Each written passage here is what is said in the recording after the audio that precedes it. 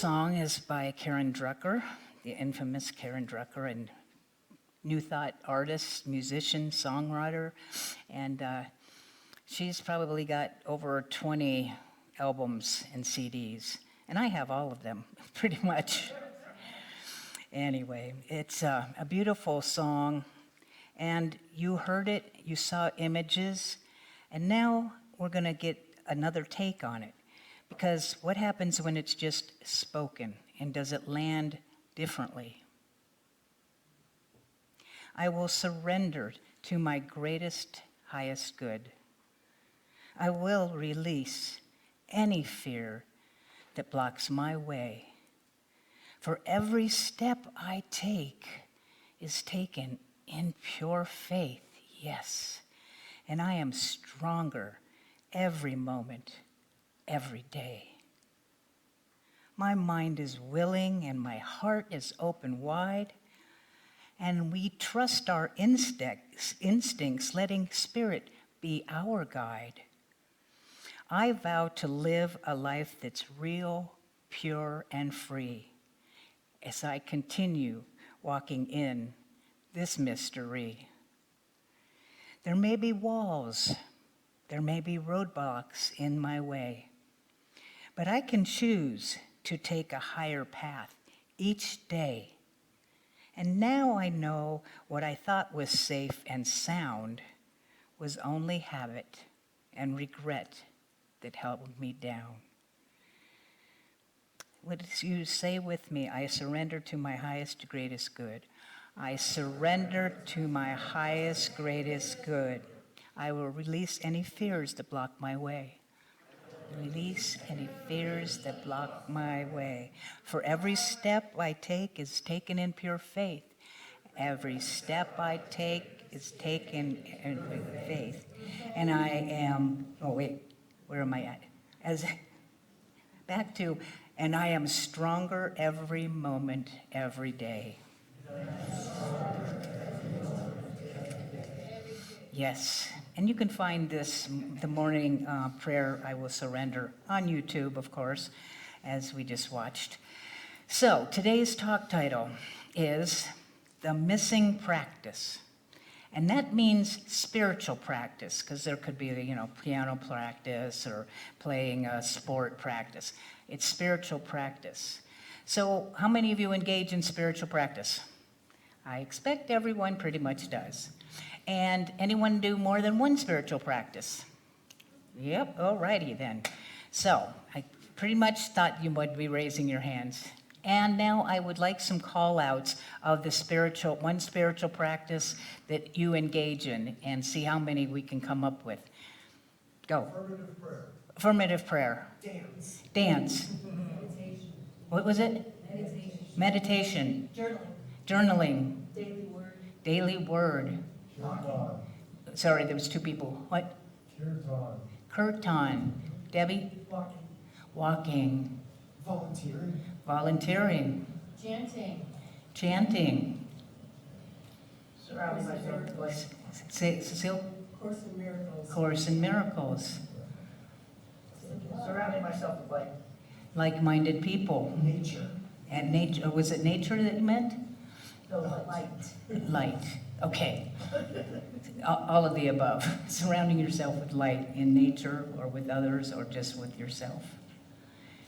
So that's quite a list. I didn't hear a couple like silence, listening.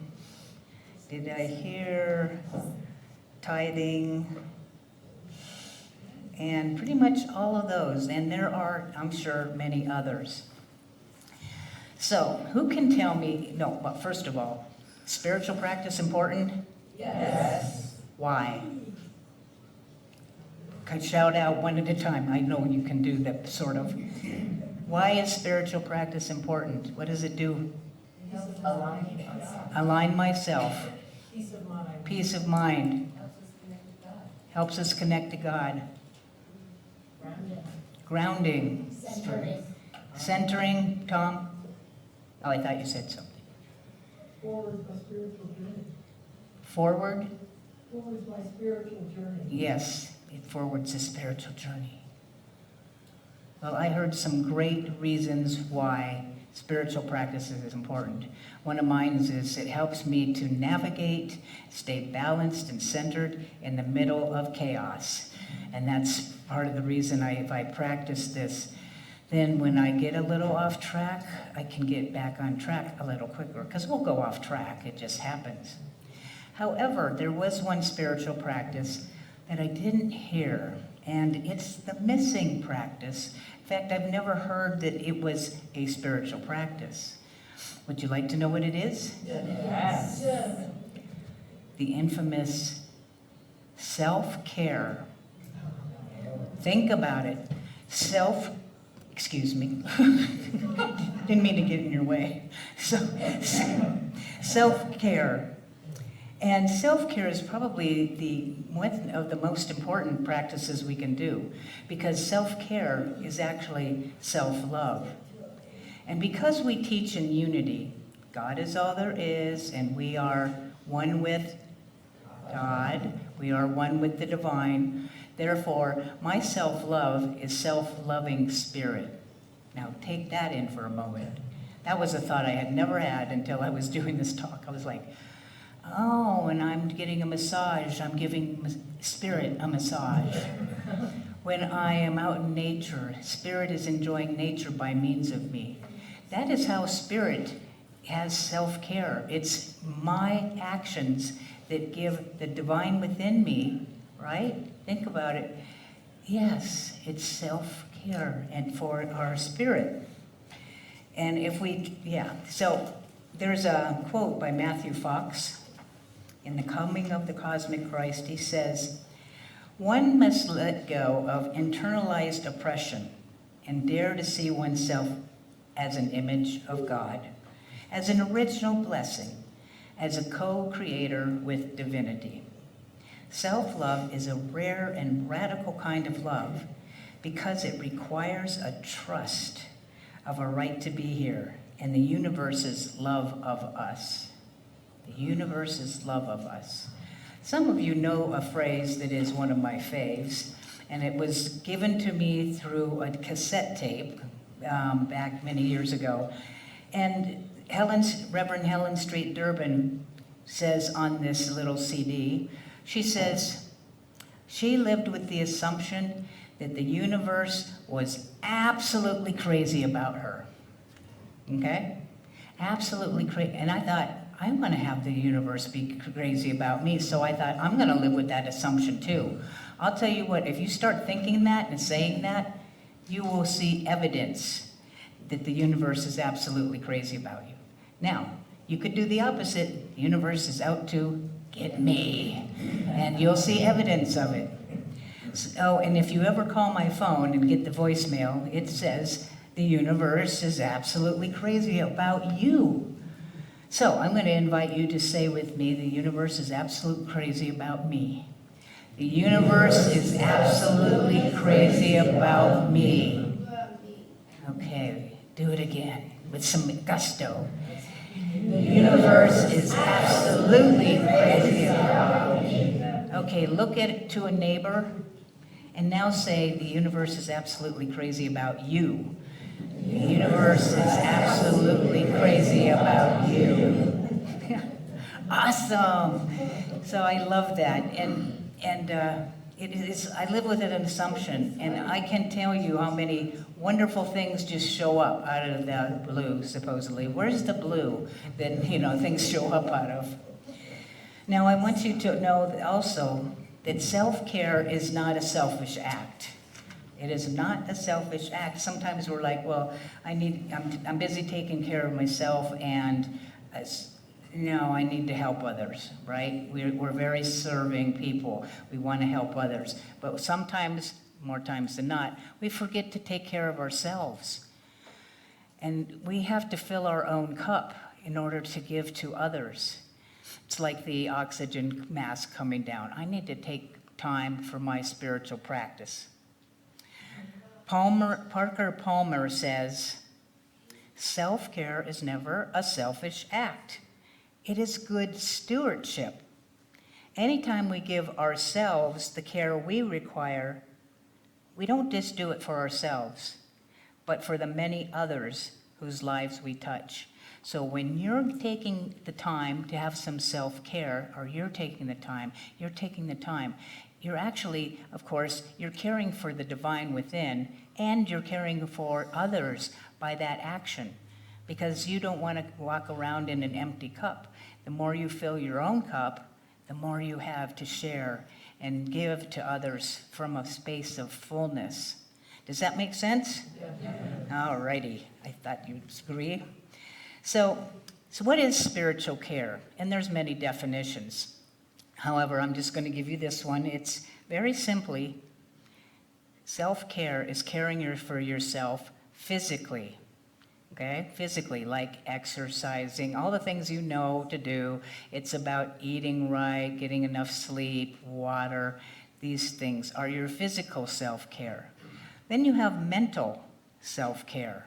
You know, are you taking yourself up here in what you're thinking? So setting time to relax, setting some boundaries so that you can just have some time to yourself. That is for your mental, because otherwise, and then go into meditation and silence. And so most of you have done meditation. And meditation isn't necessarily sitting in silence. I happen to love walking in nature meditation. That works better for me because I fall asleep if I'm just sitting there just trying to keep myself into one space. So there's many forms of meditation to still my mind, to be fully present. And the next one is, and also get counseling. I've been with a counselor for the last year, and she's a godsend, because I can just say anything, and she gets me, and we just connect, and it's a gift. So for my mental clarity, sometimes you need that extra person outside ourselves. And spiritually, the first part of spiritually that is a self-care is forgiving. Did you know that forgiving is self-care? It is. And that means forgiving others because you're letting go of resentment, anger. And there's, of course, the infamous forgiving yourself, letting yourself off the hook. So being aware that forgiveness is one way that you can spiritually reset in self-care. Of course, there's gratitude. Right? And gratitude always tends to anchor us and be a way to self-care. And thank others while you're thanking, the divine within in all your gratitudes. So just so you know that I made some handouts that are out in the foyer. This one is how to self-care. And I just have the first page. I put it on both sides. So basically, she talks about the physical, mental, and spiritual health. And then she goes into a longer explanation from her point of view, like for sleep and for exercise and your body and forgiveness. So I have those out in the foyer, so please help yourself to one of those after the service. Next question. You're doing great. Interaction. Where does self-care begin? In the silence. Where does self-care begin? Okay. Anywhere. I'm going to give you the key word here. It's in your mind. You can't do self-care really if you're not mindful and conscious. You can be unconscious. Don't be unconscious. But you can be unaware that you're taking care of yourself. For instance, when I go to the gym and I'm on an exercise machine, now I can just do that and be watching the clock and how many minutes I have left. Or I could do blessings for everybody in that building. I can do gratitudes while I'm trucking along, and I'm great. So you're being fully present, not just in the activity, but self-care. You can do things of different levels. So keeping ourselves aware and up here, and make the mindful decision. I've got a couple massages that have been booked, but they haven't been booked. They've been paid for. I need to go. I heard the voice within going, you need to go get yourself a massage. And I said, you're right. So I'm going to be mindfully taking care of that. I also hadn't been exercising for a few months, and then a few months. and I had no motivation. I was actually experiencing like the depression where you don't care and you don't want to get up and you don't want to go exercise because you're just in that state. And I don't know what happened. In fact, my counselor said, what happened? I said, it was the big rainstorm, the thunder and the lightning must have struck me. Because the next day, I went to the gym, Monday, Tuesday, Wednesday, Thursday, and Friday. Who is this person? Where did Liz go? I don't know, but it shifted, and last week I went 4 times. So I am being very mindful. This talk is for me to do the self-care, because nobody else is going to do that for me. It's my responsibility, my health and well-being, as it is yours. So it starts in the mind, but it requires something else. It requires action. You can't just think about it. Well, you can just think about it, but this doesn't really mean self-care until you get to the gym, Liz, right? Until you throw out the stuff that's not really going to feed your body in a releasing way. So, it's taking care of our bodies. And last but not least, self-care involves another spiritual practice that we often forget about too. Want to know what it is? What was that? Yes. Yeah, okay. So the spiritual practice, along with self-care, is a spiritual practice called play. Play. And I did a talk last summer on play and playfulness. Because does anybody play too much? No. And that is neglect. We're neglecting ourselves when we don't play more. We have a biological part of our brain that was born with the play energy. Animals play. We are meant to play. We've seemingly grown out of it. Get silly. Wear a wild shirt to church as the minister. Just be whatever you want to be and be free of the restraints of responsibility. Just take care of yourself and find a playmate. For me, I can play by myself, but I have more fun when I have a playmate. That's all there is to that, my truth. So make a list of play, okay? You got to start in your mind. Here's all the things that I could do for play. You got to start somewhere in your mind. Then schedule it. Schedule it in your calendar. Okay, have a play date with yourself. Take your inner child out to the park and swing on the swing. Whatever it is that gets you happy. And do it for no purpose. That's what play is. Enjoyment with no purpose. Just being free, like a kid who runs around. And do some skipping. Or when you're out walking, walk like a soldier, right? I mean, just really do something that's off the wall. Because you need play. I need play. And kids, they're miraculous. A child shall lead them is one of my favorite. And you have to be like a child, in order to enter the kingdom of heaven, which is in. So let your kid play. Take care of yourself. Kids live in the moment. They live in the moment. They're free from all the cares, and they're carefree. They don't worry or fear or doubt. So take this video in as the completion of the talk, and take it away, production booth.